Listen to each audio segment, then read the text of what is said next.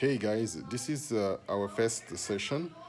For those who are following us on YouTube, you realize, for example, that I do have video in French and video in English, just to mean that I'm bilingual. I come from a French-speaking country, now living in an English-speaking country, that make me ideal to use both languages to send message or to share knowledge with my colleague, whether who are back home or who are living here but are only French speakers, while people who are English speakers will be able to follow me on English session or English videos.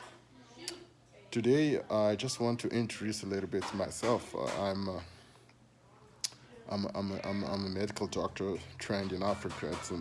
I'm not practicing right now in Canada, but I do have my experience back in Africa was to support individual with barriers to access to healthcare. And then one of my um, area of interest is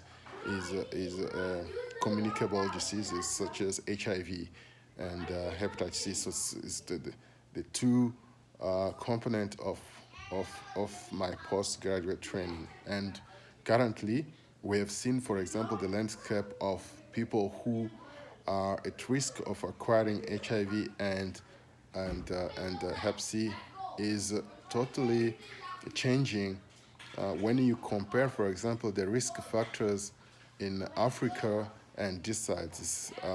The, the, there is a difference in terms of how people acquire HIV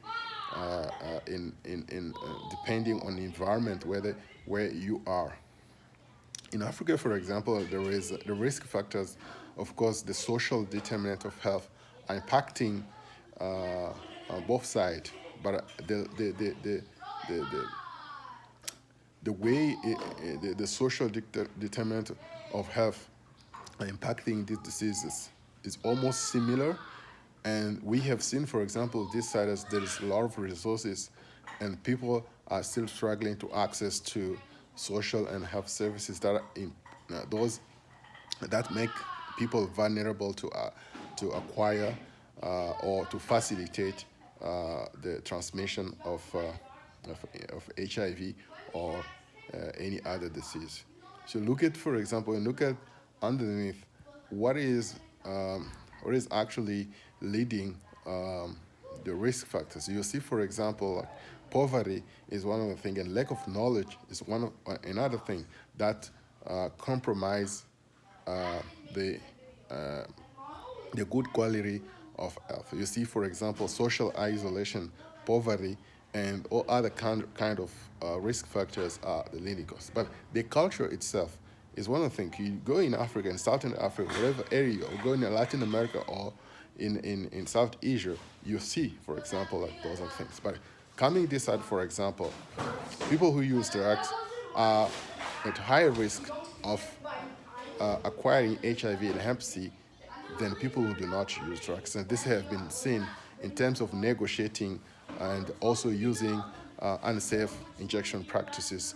And now, with new strategy of harm reduction or client central approach, is making a little bit of changing because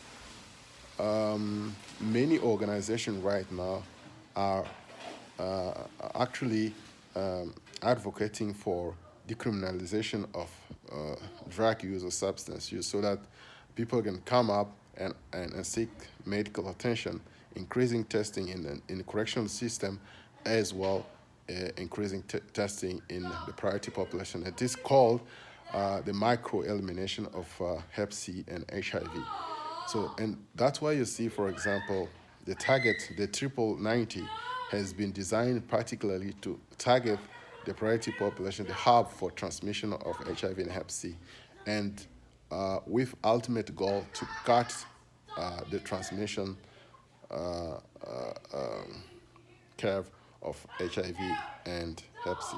So this was just an introductory message to each and everyone who is going to follow me in English is that I will be having some sessions with regard to my area of contribution to the global health, or it will be more things focused in terms of project management, because it is also one of my area of interest.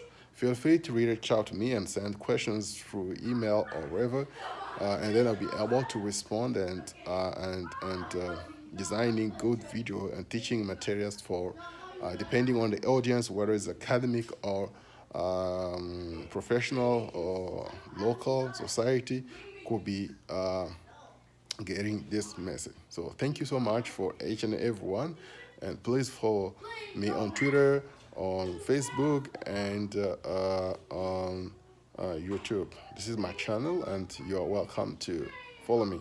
Thank you so much, and have a good day. Bye.